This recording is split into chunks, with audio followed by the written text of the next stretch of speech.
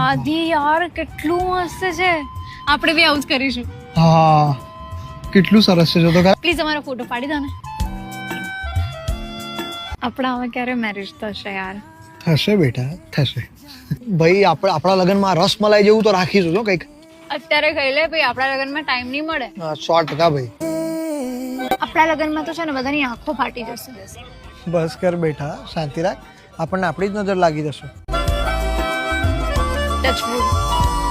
કેટલા સરસ લાગે છે નહીં બંને.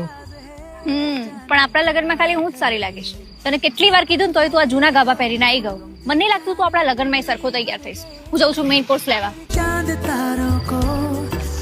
પાન તો મારા ફેવરેટ છે એટલે આ તો હું રાખવાની જ છું.